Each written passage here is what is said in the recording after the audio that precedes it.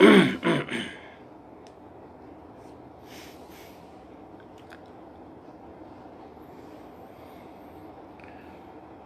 สงค่ะพ่อแม่พี่น้องผู้นำยินกูก็กูคนค่ะมาสงค่ะมาสงค่ะมาสงค่ะมาสงค่ะเนาะอุบกันลองตัวนับอุบกันลองหยุ่มย้ำค่ะเนาะป้อหยุ่มก็มันย้ำนะป้อพอหยุ่มก็มันย้ำตั้งหยุ่มย้ำนั่นมันอยู่ที่ใจคนเฮาคนไวยพระเป็นเจ้าอันนี้ก็เป็นห้องว่าตั้งหยุ่มย้ำคนอันนับถือพระเป็นเจ้าเมียตลาต่อเจ้าเมียสังฆาต่อเจ้าเมียและกุ้งปอกุ้งเมเจ้าเกจูและกุ้งสระสมาคูวาจันเจ้าทอดเจ้าเมียจะไหนเป็นรองหยุ่มย้ำนะปอหยุ่มก็มันย้ำค่ะลองสั่งก็เย้าปอชูเจ้าหยุ่มมันก็ย้ำปอชูเจ้าอ่ำหยุ่มนะมันก็ย้ำค่ะเมื่อในเขาลุงสะคูเมืองหลีปู่สระเมืองหลีนะปู่สระเมืองหลีปู่สระเมืองหลีเนี่ยอยู่เมืองเชียงใหม่อยู่ที่ตั้งหลัง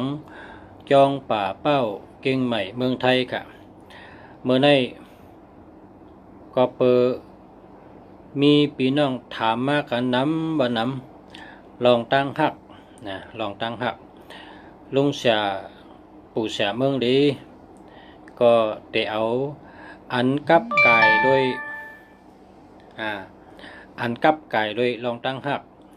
มาอุบมาลัดเนผู้ก็ตีมีตั้งโหลคาไลลองตั้งหักเอากับเจ้าตื้อนะก้นก็เลยเกียกก้นก็เลยโหลก็เอากับเจ้าตื้อนะสังว่าสู่เจ้าเกียกสังว่าสู่เจ้าโหลเขาปู่สะคุ้มเมืองหลีมีน้ำว่าน้ำคอความอันเตมาต่างราชสู่เจ้ามีน้ำว่าน้ำมีน้ำเตน้ำว่าสังว่าสู่เจ้าเกียกสังว่าสู่เจ้าโหลในก็ปันแห้งนะปันแห้ง ปันแห้งเน็กโหมีมือปันน้ำนะเพราะสู่เจ้ามีตั้งโหลและเพราะสู่เจ้าเคยไรนะเพราะสู่เจ้าเก็บก็เน็กโหมีมือปันน้ำก็ตีออกมาลาติกๆเนาะกำน้ำในเมื่อในตีมาลาดลองตั้งหักเพราะว่าคนเฮากูก็สั่งว่าเคยหักกันนะสั่งว่าเคยหักกันก็เฮ็ดมาหนังลุงเสียมาลาดในเป็นลองตั้งจอยแถมปันสู่เจ้าเฮาลองตั้งหักมันกึมเฮาลองตั้งหักนำหรือเก่าตนตั้งหักนะสู่เจ้าจะได้ผูกตนหักใหญ่สูงขึ้นมีกิ่งมีการมีหมอกมีหมากเป็นต้นหักอันต้นใหญ่มีหอมโพยมีตังกัดเย็นเชื่อเจอนะลายผูกต้นหักก้นก้อนหนึ่งและก้อนหนึ่งเฮาต้นหักปอกขึ้นใหญ่มาสูงและมีหอมโพย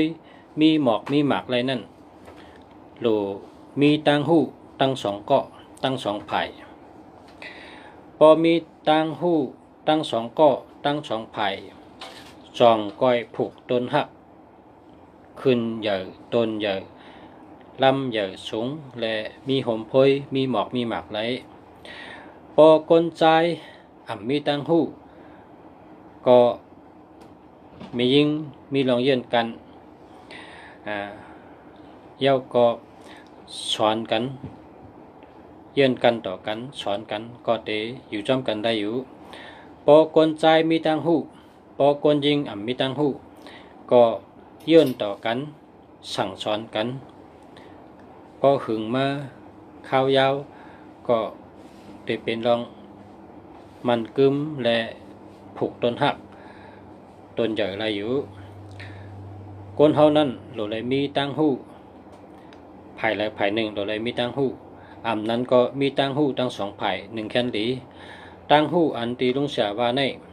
โหลเลยหมอหักกันหมอลัดต่อกันหมออุบกันหมอเฮ็ดก่อกันหมออันหนากันหมอลูล้อมลุ่งละหมอลูล้อมลุ่มละแห้งเจอปลายเจอนะและหมอด้วยถึงตัวคิงนะตั้งตัวคิง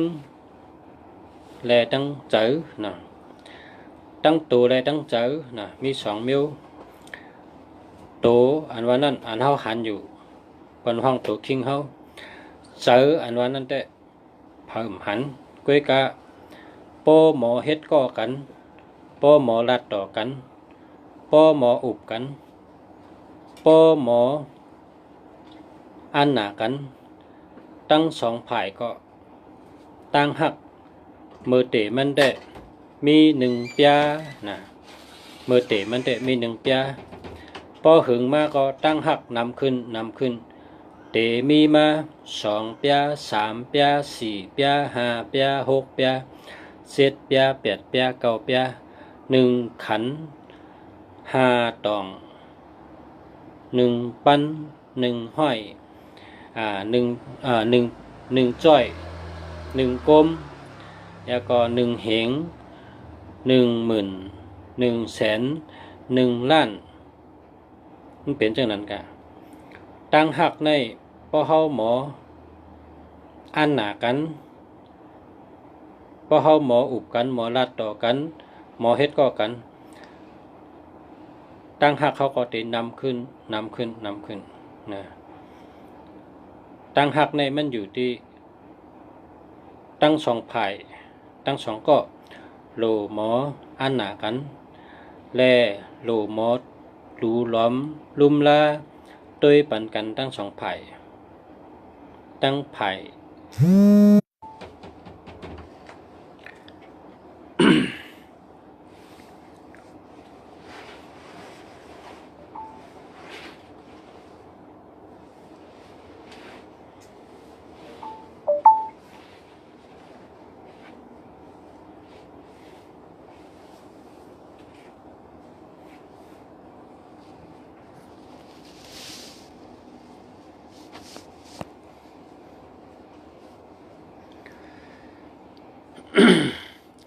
ตั้งไผ่ลองตั้งหักใน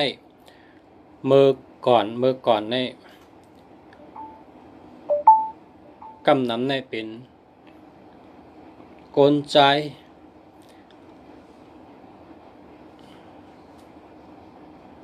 ไตเต้นเมตตาไตเต้นปั่นตืดไตเต้นอจุนจะในกำนำเป็นกลใจก็เมื่อเขาเล็กเลยเมื่อปานปอเขาเมื่อปานปอเท้าเขาเนี่ยเป็นกลใจก็ไตเต้นเมตตาไตเต้นอจุนไตเต้นปั่นตืดจะในเป็นกลใจกำนำนะเมื่อในนะเมื่อในช่ำลุงเสียหันกำนำเป็นคนยิงนะกำนำเป็นคนยิงอันในเปิดห้องว่าวดตอบวดแดนนะครับวดตอบวดแดนนะในเมืองโลกาในวดอันว่านั้นมันมีเตะค่ะนะวดอันว่านั้นไม่มีเตะเปิดว่ามอเขาต้องปิ่นหอบเนี่ยนะตุงฉะพอเปิดเฮ็ดเฉยเฮาพิดมอกันแต่ได้ถอนจังค่ะถอนเหมือนคำว่านั่นน่ะ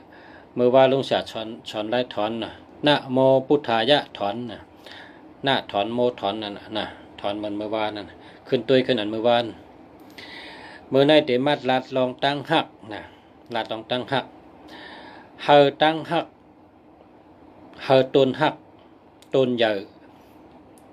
ต้นใหญ่มีโฮมมีการมีกิ่งมีเมือมีหมอกมีหมากเมื่อในเตลาต้องตั้งหัก ตั้งหักอามาอุบในพ่อแม่พี่น้องเขาเมื่อในเป็นตั้งหักวันเมื่อในกับปานวันเมืองขึ้นใหญ่เมืองขึ้นกับขึ้นปานเมืองเปิ่นขึ้นกับขึ้นปานเมืองเปิ่นขึ้นใหญ่มาสูงกับปานก้นขึ้นใหญ่มาสูงก้นแลดก้นลักเต็มเมืองก้นมีตังหูเต็มเมืองกับปานวันเมืองเมื่อเดิมมันขึ้นใหญ่มาสูงหนาวก็ไล่เฮ็ดหักกันนะลุงเสียเอามาลัดในสู่เจ้าวันเมื่อในเป็นรองไล่ปานเมื่อในนะไล่ปานเมื่อในปอเผอเคมีลาบนะปอเผอเคมีลาบปอเผอเคมีลาบหลีตั้งหักหลีเฮ็ดเหมือนลุงเสียมาอุบมาลัดสู่เจ้าวันเมื่อในนะเฮ็ดเมื่อในหันอาจูงเมื่อในเฮ็ดเมื่อพุกหันพรดีมันเมื่อพุกกำเดียวนะเนอเฮินเผอเฮินมันนะเฮินเผอเฮินมันหรือเลยมีแผ่นแหลงอำนั้นก็ซื้อแหลงเหมือนลุงเสียเสยเนี่ยเพราะสู่เจ้าแผ่นแดงก็มีซื้อแหลงก็มีสู่เจ้าก็เฮ็ดจังไหน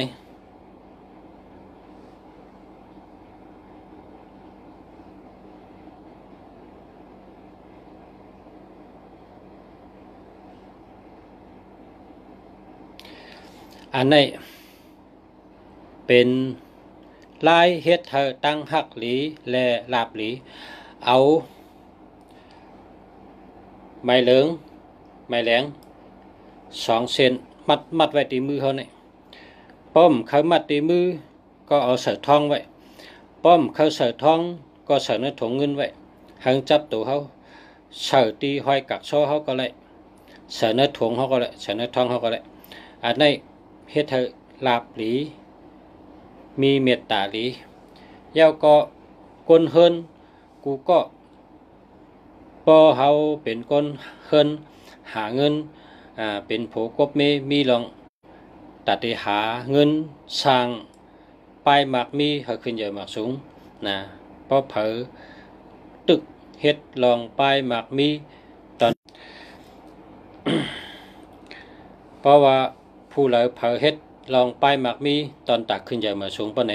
เฮ็ดเหมือนลุงเสียราชสู่เจ้าเนี่ย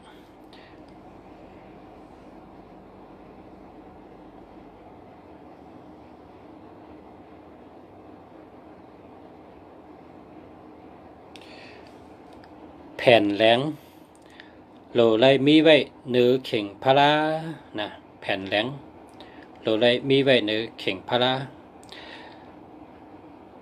แผ่นเหลืองนะอำนั้นก็เฮ็ดเหมือนลุงเสียราชสู่เจ้าเนี่ยแต่ไรมีไว้เฮินเผอเฮินมันกามไตเฮาขานี่สู่อย่าไปทำพิษนะทำลีๆนะ กำสู่เจ้าเตว่าลุงเสียรัดอีสังอำหัวเนี่ยสู่เจ้าทำดีๆนะในมาลัดนี่ลองอุบกันลองเฮาคาเอาตั้งหูมาอุบปันสู่เจ้าลองตาเตเป็นก้นหมักก้นมีและตาตั้งหักหลี2 รองเนี่ยมื้อนี้ลองตั้งมันเป็น2 รองเนี่ย6 คองเป็น2 รองเนี่ยแผ่นแดงมีเยอะกำใน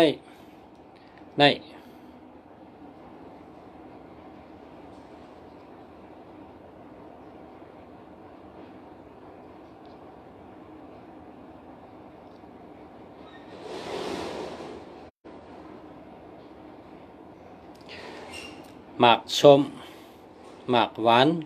หมากจอกเฮามีไว้8 ลูกหมากจอก8 ลูกก็ได้หมากหวาน8 ลูกก็ได้กล้วยกาโหลได้เป็นสีจังไหนนะ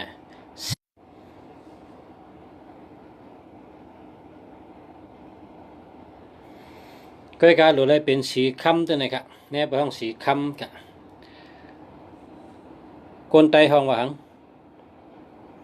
พวกความไทยในเป็นว่าสีส้มนะความไทยในเป็นห้องว่าสีส้มความไตรู้ห้องว่าหือความไตเขาเนี่ยห้องว่าหือ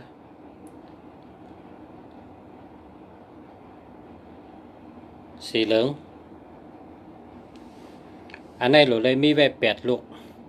หมักจอก 8 ลูกหมักหวาน8 ลูกอำนั้นก็มีหมักจอกหลายๆก็ได้8 ลูกอำนั้นก็มีหมักหวานหลายๆก็ได้8 ลูกแต่ว่าเนี่ยให้เป็นจังไหนอันนี้8 ลูกนะอันนี้8 ลูก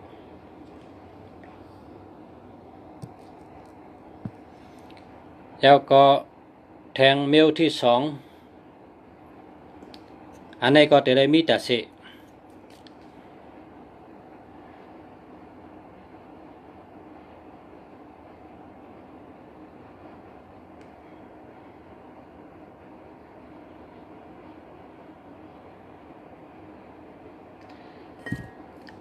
อันนี้ความไต้ห้องว่าไข่ไก่ความไต้ห้องว่าไข่ไก่ไข่ไก่ในโลเลยมี8 ลูกตาเสในเฮินอันเขาอยู่เศร้านั้นพอเขาเข้ากินในก็เขาจะได้กับซื้ออันเหมือมาใส่ไว้8 ลูกเอาอันเก่ากินนะกูวันเตเลยมีไว้8 ลูกตาเสนะอย่าไปปันยอม8 ลูกนะแล้วก็เมลที่4เมลที่5เมลที่1เมลที่2เมลที่3เมลที่4เมลที่5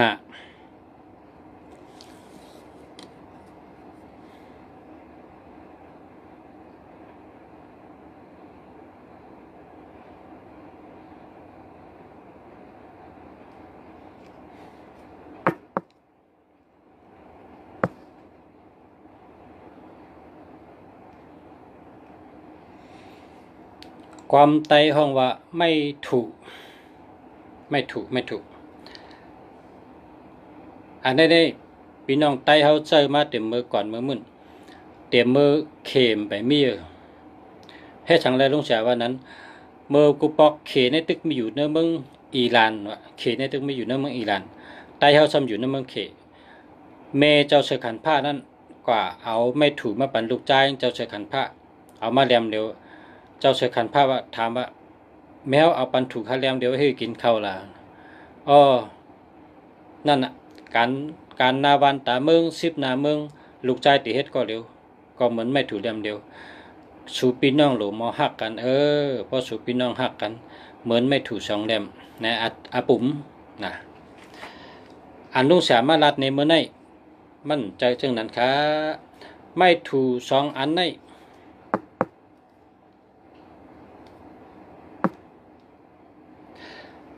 เพราะว่าสู่เจ้ามังกรา2 เย้าเพราะสู่เจ้าควบกูซอนมิงนะแต่งงานเย้าเนี่ยกำไทยเป็นห้องแต่งงานเย้าความไต้ว่าซ่อนมิงเย้ากบกูเย้าเฮ็ดปางแขกกบกูเย้าเนี่ยชูเจ้าเอาไม่ถู2 อันนี่ไว้ในลุกนะไว้ในลุกเอาให้จับกันไว้จ้ะนี่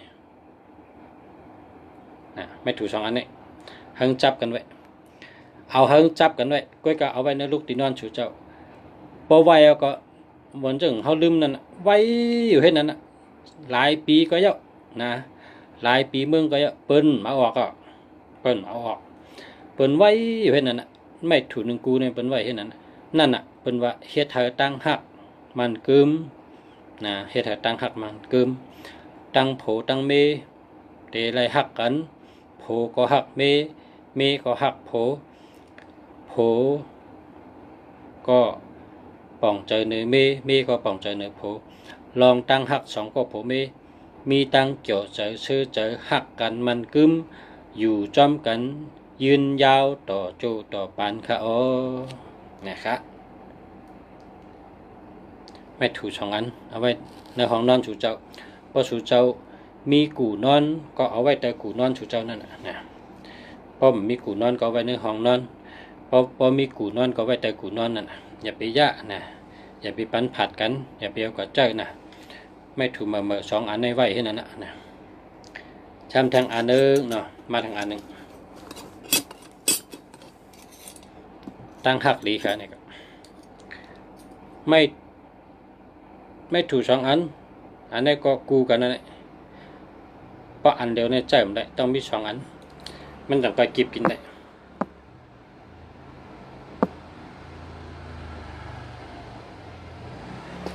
กันในอันนี้ก็กูกัน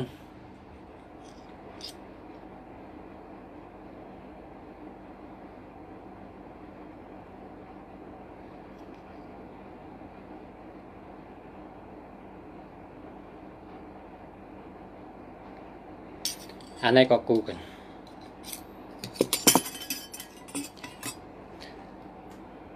ปุ่นตาพ่อแม่พี่น้องผู้ทำยินเขาพอได้เอาเจอเป็นพรดีอาจูลองตั้งหักลองไปหมากมีสองมิวกูกันจอมกันเฮ็ดเหมือนลุงปู่เสียเมืองดีมาลัดในชูเจ้าพ่อแม่พี่น้องผู้ทำยินได้นะอันนี้เป็นลายเฮ็ดเฮาตั้งหักกันมันกึ้มและปลายหมากมีสองก็ผมมีก็ขึ้นใหญ่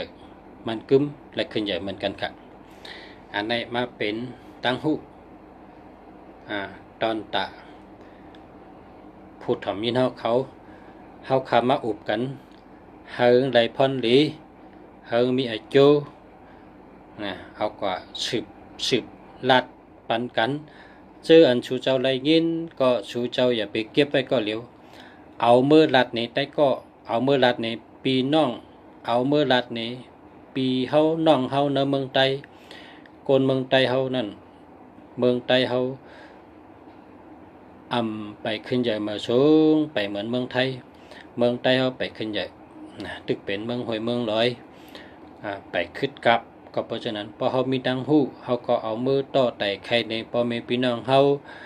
สื่อคือเฮาคนอยู่ในเมืองไต้เฮา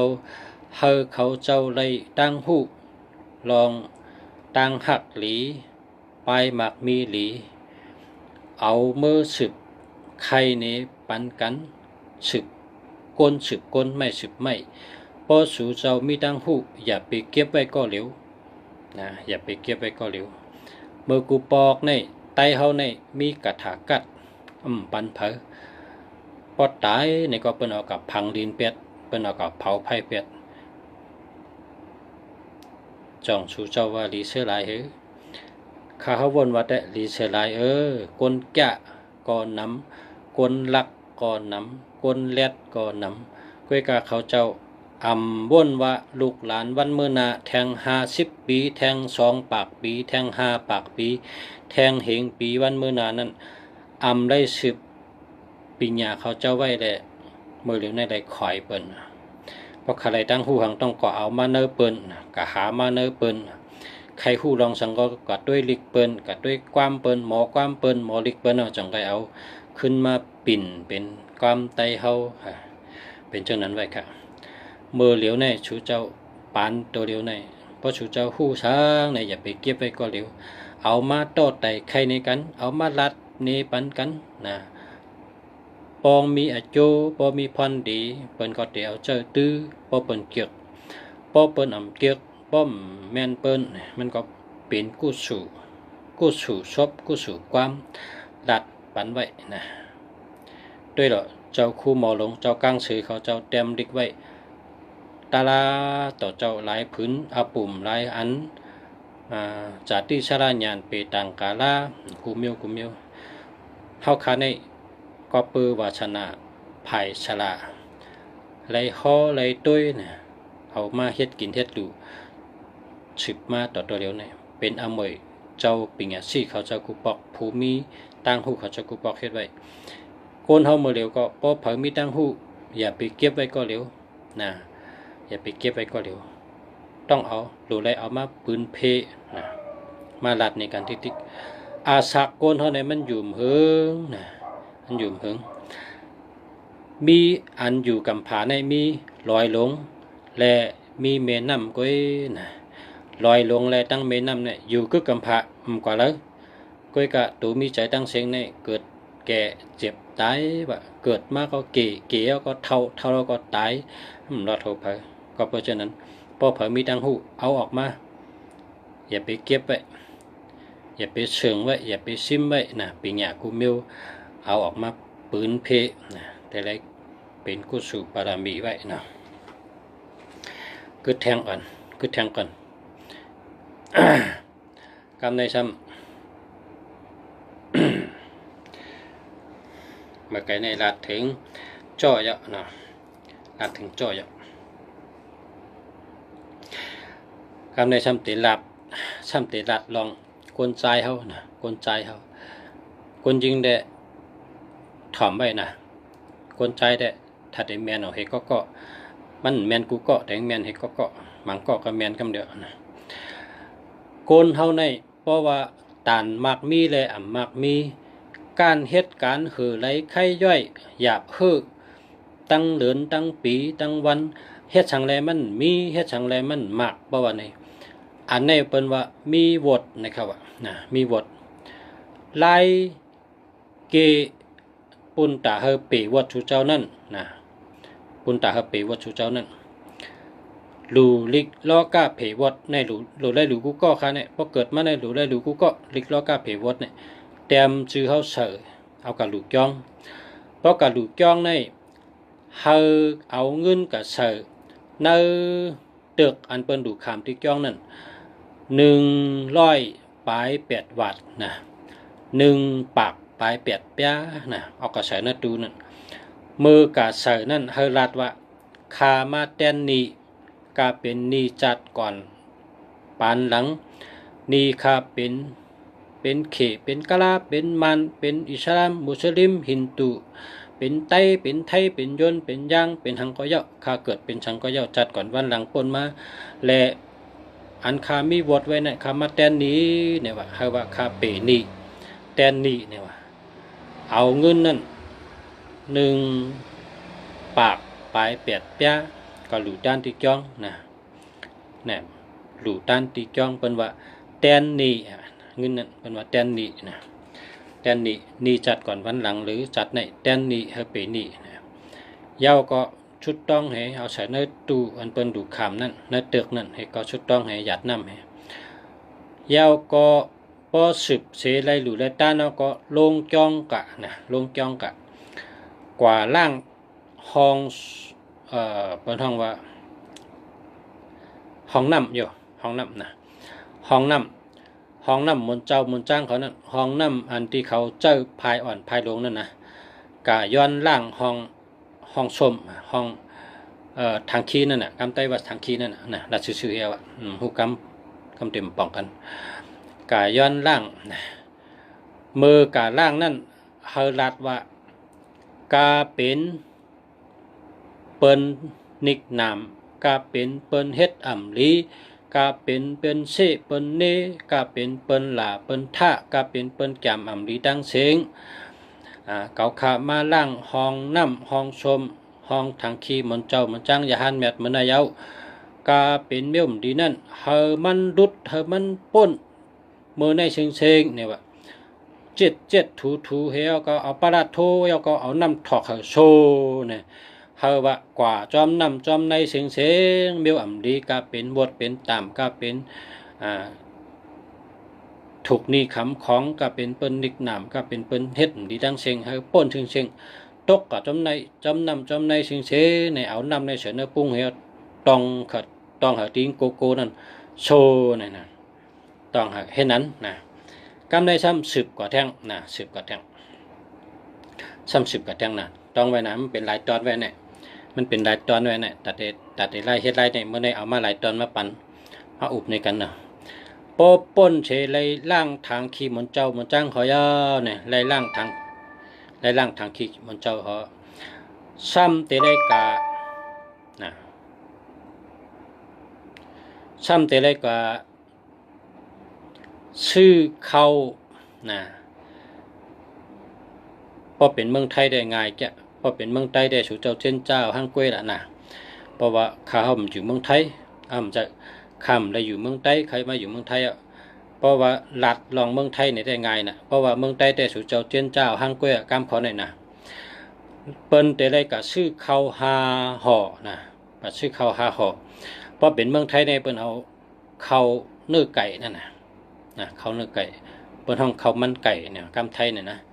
เขาอันเป็นเปิ้นเสิร์ฟเนื้อไก่เฮียขายเฮ็ดห่อนั่นนะแต่ได้ชื่อหาห่อนะเพราะชื่อหาห่อเนี่ยเอากว่าจอมตั้งกว่าหาหมานะกว่าหาหมาเพราะกะหันหมาเนี่ยเอาเข้าหาหอนั่น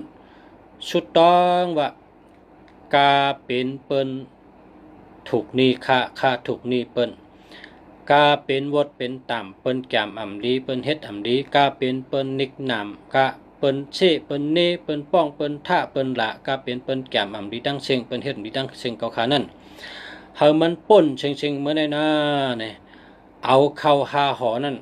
กว่ากี่เหี่ยวตั้มปันมาทั้งหาหอหมานั่นจะได้เป็นหมาอ่ำมีเจ้านะจะได้เป็นหมาเปิ้นห้องหมากลางหลายนั่นน่ะหมามีเจ้าจะได้กะเล่งหมาจังนั้นน่ะ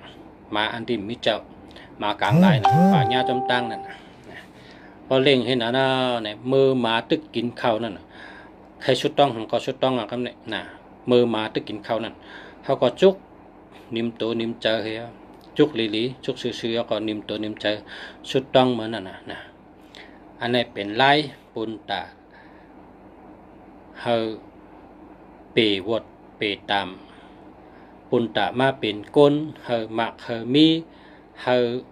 ไปหมักมีหลีและตั้งหักหลีสองคอนะครับหกคอก็สองคอเนี่ยมันเนี่ยมือตีรัดก็คารัดจังเนี่ยตอนตาตั้งหักมันกึมยืนยาวตั้งหักหลีและปุนตะป้ายหมักมีหลีนะเฮ็ดจังไหนนะไปวดไปตามอ่ะครับเนี่ยไปวดไปตามอ่ะเนาะก้อยกะนะก้อยกะกำในแต่ได้ลาดในสุเจ้าโกนเฮาในนะอัมบามีแสงหลีอัมบามีพลาหลีอัมบามีนำปัดพงหลีนะอัมบามีสังหลีหลีกูเมียวเนี่ยนะเตได้มาป้องกันตั้งตัวเจ้าเก่าเนี่ยว่าเตได้มาป้องกันตั้งตัวเจ้าเก่ากำไตเนี่ยเป็นมาป้องกันเนี่ยจ้าเตได้มาลอกกันนะลองมีแสงหลีว่ามีพลาหลีว่ามีน้ำปัดพงหลีว่าเนี่ยแต่ได้มาป้องกันตั้งหลีเจ้าเก่าเนี่ยเจ้าเก่าจำแต่ได้มีตั้งลาดหลีตั้งวนหลีตั้งเฮ็ดหลีชูเจ้าจำแต่ได้เอาหลีชูเจ้าสามหลีเนี่ยกว่าป้องใส่อันชูเจ้ามีไว้นั่นมีแสงหลีมีน้ำปัดพงหลีมีพลาหลีมีโคสองหลีนะชูเจ้าแต่ได้เอาหลีชูเจ้าสามหลีเนี่ยกับป้องนะตั้งลาดหลีตั้งเฮ็ดหลีตั้งวนหลีก้นเฮาในโลไลหมอลาดนะหมอลาดหมอจ๋าความไตในเป็นว่าหมอลาดเป็นสัตเทอ่ำหมอลาดเป็นเพความหลีเข้าหูเพออ่ำจะความจะเข้าหูเพออ่ำหลีเนี่ยลองลัดจ๋าเนี่ยปอเฮาเมเฮาปู่เฮานายเฮาคนเฒ่าเฮาสั่งสอนไว้ตาลูกหลังตาลูกหลานลูกหลังเฮิงเข่งกำผากามเจอเนี่ยเป็นสั่งสอนไว้เป็นความหลีนะแสงความมอนความหลีมีกาขันเยอะนะลองลัดจ๋าลองลัดจ๋าลองเฮ็ดก็หนังนั้นลองเฮ็ดชูเจ้าต้องยามเย็นหือลองเฮ็ดนั่นก็เปิ้นสอนให้คนเฮามีตังหูเปิ้นว่าปอเปิ้นอ่ำเกียกเกาอ่ำเกียกแหนมจ้าอันนี้เป็นความคนเฒ่ากูปอกสอนปันลูกหลานลูกหลังตาวันมื้อหน้าและมื้อเหลียวกะวันตามื้อหน้าเฮาอยู่กึกกำผาตาเป็นเจ้าคือเจอจัดได้เฮาเป็นแสงความมนต์ความ ความมีกาขันพอสู่เจ้านั่งสติสมาธิดีๆวนด้วยขอความอันก้นเท่าสั่งสอนไว้หนึ่งคอหนึ่งกำเนี่ยอธิปีมันกว้าง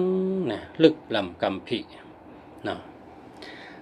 ลาดดีเฮ็ดหลีวนดีเนี่ยลองวนลองดีนะวนลองดีเฮาวนลองหลีหน้าตาเฮาออกมาอันหลีพอเฮาวนลองให้หน้าตาเฮาก็ออกมาลองให้ชูเจ้าไว้สติกวนอันจังเฮาได้รู้นะกวนจังเฮาปอกวนก่อนนั้นจังเฮาปอเจอเนื้อเฮาเจอลำเฮาเนี่ยเฮาหลักช่องได้นามันต้องชูเจ้าหันหน้าตามันนั่นหมอกลักษณะมันเปียมาตีหน้าตามันนั่นน่ะลาดตีเฮ็ดหลีวนหลีปอกวนวนหลีซ้ำเหมือนหือเนี่ยปอกวนวนหลีซ้ำเหมาทั้งสาวเก้ากันเนี่ยเหมาทั้งสาวเก้ากันกวนใจซ้ำใครหักไม่ยิงซ้ำหักกวนใจหักหัวเนื้อเจอก้อยก็ห้ำไปฮัดลัดห้ำไปฮัดลัดหลักช่องด้วยดูหน้าเหมาหน้าสาวอันเขาเก้ากันนั่นอโลมันหลีหักน่ะนั่นน่ะเป็นว่าวนหลีกวนใจก็วนหลีไม่ยิงก็วนหลีนะเหมาก็วนหลีสาวก็วนหลีน่ะหลีช่องดีนั่นหลักช่องได้นาเขาได้พอเหมาทั้งสาวเก้ากันนี่อโลนาปยุ่มนะยุ่มเฮก็หลีหักไว้มันจ้านั่นน่ะเป็นว่าวนดีอาทิตย์เปงเป็นเช่นนั้นเพราะว่าวนลีในซ้ำคนนาจะลำใส่กำนั่นจะหลักช่องได้นางเนี่ยป้องจะลำเฮาป้องใครจ้าต่อเฮาปนไหนเฮาหลักช่องได้นาตามันดีโก้แอมจ้าน่ะเป็นเช่นนั้นน่ะเปิ้นห้องว่าวนหลีวนหลีนะเฮ็ดดีเฮ็ดดีก็มันเฮาขัดลาดนี่นั่นน่ะพอเฮ็ดตั้งเฮ็ดอันดีผีก็เกียกพอเฮ็ดตั้งเฮ็ดดีผีก็เกียกคนก็เกียกเหมือนเปิ้นสอนว่านั่นพอเปิ้นเกียกเก่าเกียกนั่นน่ะตั้งลาดตั้งเฮ็ดลีมดีก็เนินหนังไตมีมนะฮะเนินหนังเนินจัดด้านไตนั่นลุงชายยังเปิดด้วยเมื่อไหร่ลุงชายยังผืดด้วยอาปุ่มกะในแต่อาปุ่มกะ โกนกองนั้นโผงกับกะมีจำพังดีนะกนใจกองจำกับเก้าเหี่ยวเอามาเฮ็ดเมมันปองเอามาเฮ็ดเมมาหอเทินนี่มันลัดไม่หลงว่าฮัลโหลเฮากับอะไรมากนจอยสู่เฮาหันสู่เหตุการณ์กูสำแสนในสู่เหตุการณ์ไรเฮ็ดก็เร็วก็มีคนจอยเฮาหรือสู่เฮากะมากนจอยสู่เมย์ถามว่าคนยิงหาคนใจคนยิงเพราะคนใจแต่เฮาได้เอามาเนี่ยเมย์ก็จ่อมาปนนั้นก็สู่เอามาเป็นคนจอยเฮาก็กันเนี่ยเมย์ก็ว่าก็ห้องมาเลยสู่ไว้กันเลยกันเนี่ยสุ่มจะลำเนาะเฮาเอามาเนี่ยจะลำมีท่าจะลำชีดค่ะกันเนี่ยมันก็กะห้องมาเนี่ยไม่หลงก็ว่าถามว่า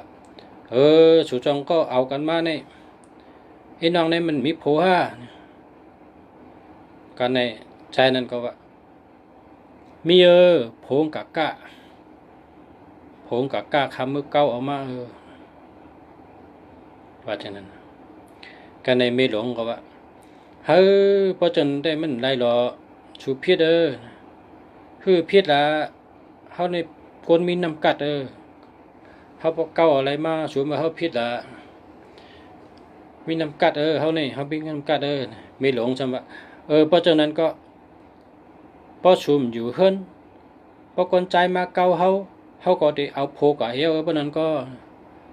กันในผงว่าไรหรอเพราะนั้นไม่เพราะคนมาเอาเมียเขาก็เต็มไรว่าฉะนั้นกันในไม่หลงก็ว่านั่นน่ะในก็โผบนกะก้าสู้ซ้ำกะกดเมียบนมาพอโผบนหูได้โผบนแทบข้อสู้ว่าเนี่ยมันเหมือนถึงสู้แค่แทบข้อเปิ้นนั่นน่ะอาปุ่มเป็นฉะนั้นเนาะคนเขาเนี่ยตั้งเฮ็ดหลีและเฮ็ดหลีนะพอเฮ็ดหลีก้นก็เก็บผีก็เก็บ พอเฮ็ดดีผีก็เกี่ยวก้นก็เกี่ยวก้นหันก็ผีหันอยู่ผีเปิดตูเปิดกิ้งเนี่ยมี1 ผาย6 ปาผายใช่นะเป็นผีให้ผายขวาเป็นผีลีอยู่ไว้ที่โฮวาเฮาเนี่ยเปิ้นว่าผีเปิดตูผีเปิดกิ้งเป็นว่านั้นพอเฮาเว้ยกุสู่เฮาก็ว่าผีเปิดตูผีเปิดกิ้งนะกุสู่อาจุอำยาผีเปิดตูผีเปิดกิ้งผีเปิดหอผีเปิดเฮิรนผีเปิดอุกจะเปจีเฮิรนยี่โคของติวตันเซาผีเปิดวันผีเปิดเมืองผีเปิดเอื่องผีเปิดย่องผีเปิดกันผีเปิดย่องผีเปิดต้นไม้ต้นตอกหมอกผีเปิดจรบชาลาวัดว่าอารามผีเปิดหอยผีเปิดลอยผีเปิดน้ำที่กินดินที่อยู่เนี่ยเปิ้นเก่าลงกันนั่นน่ะเปิ้นเพกุสู่นะจังว่าเปิ้นที่หนึ่งในเปิ้นปันผีเปิดตูผีเปิดคิงเขาเนี่ยตั้งนะจังไปว่าว่าลงกันที่เดียวนะกำบ่อยกุสู่อันสู่เจ้าฮอดได้ละบ่อยกุสู่ปันตูคิงเฮาผีเปิดตูผีเปิดคิงเฮาแล้วก็ปันปอเฮาแม่เฮาครูอาจารย์เฮาฉลาเฮาพี่น้องเฮาเจอคือเฮาจังนั้น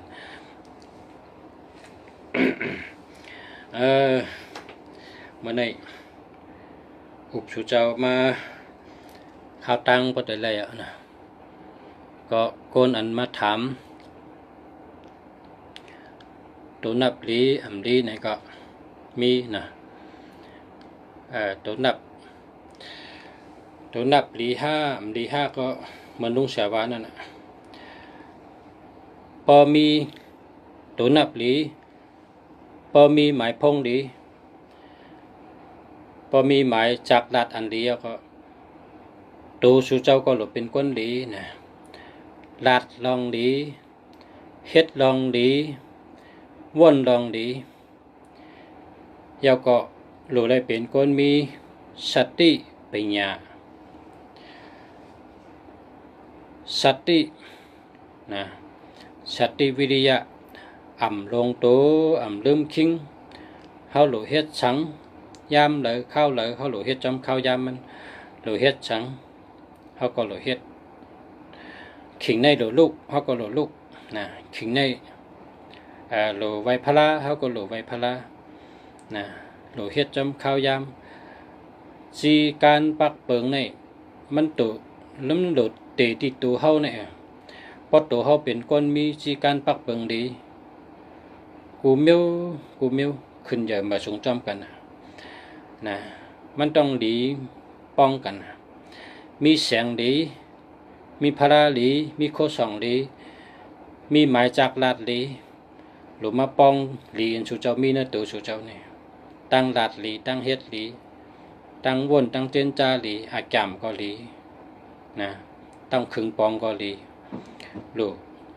กูไปคบแมนกันนะให้คบแมนกันนะฉะนั้นจังได้เป็นอันแคมแบบกูมิวนั่นน่ะเนาะเพราะว่ามีหมายพงดีตั้งเฮ็ดก็มดีตั้งลาดก็มดีตั้งวนก็มดีว่าเจอไหนมันดีความไทยเนี่ยเป็นว่าดีสมบูรณ์นะความไทยว่าดีสมบูรณ์เนี่ย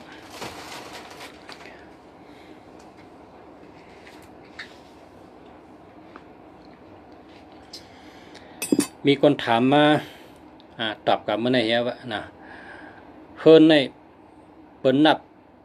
จันตั้งแต่คืนตั้งเหนือจัน1จัน2จัน3จัน4จัน5เปิ้นนับให้นั่นจัน6จัน7จัน8เปิ้นนับเอาจันตีลีนในคืนเฮิรนเนี่ยนะเปิ้นนับเอาจันตีลีนในคืนมีลุงเสียรัดว่าจันที่1เนี่ยจันที่1ได้หรือปันปอเมนอนคนถามมาว่าเพราะนั้นปอเมชำนอนเต็มคนหลวงชำปอเมชำนอนตั้งแต่หลวนชำนอนตั้งเนื้อเป็นจังนั้นนะลุงเสียว่าเป็นจังนั้นเพราะสู่เจ้าข้าเฮหลวนสู่เป็นคนดีว่าง่ายถ่อมความสอนง่ายนะ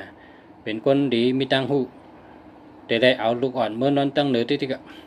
ปอเมเนี่ยแต่ได้นอนจัน1นั่นนะจัน1ด้วยตัวกันหน้าเนี่ยเป็นว่าที่1นะ ที่หนึ่งที่สองที่สามที่สี่ที่ห้าเนี่ยเป็นนับจังนั้นที่หนึ่งเนี่ยแต่ได้ปันก้นหลงพ่อแม่นอนติดๆกันนะอันไหนพอให้แม่นจำจำมันนะให้แม่นจำจำมันมีคนข้องคำใจถามมาก็เมื่อไหร่ก็ลาดกว่าให้นะที่หนึ่งเนี่ยแต่ได้ปันพ่อแม่นอนนะที่สองที่สามที่สี่ที่ห้าได้หล่อนนอนนะจังไกแม่นมิวมันนะ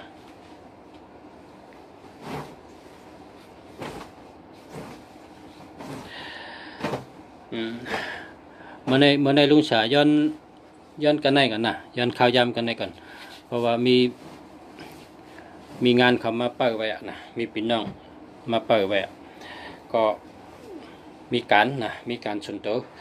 ก็ย้อนรัดต่อกันไหนก่อนนะเมื่อพกมาคือเพราะว่าข่าวตัวตันมีข่าวยำต้องไปรัดต่อกันแทงกะกูก้นค่ะเนาะมาสูงค่ะย้อนสู้เฮอขึ้นใหญ่มาสูงเฮอหมักมีเงินคำน้ำนะเฮอมีตั้งหู้น้ำเฮอหักกันน้ำเฮอพร้อมกันน้ำค่ะเนาะกูก้นค่ะมาสูงค่ะ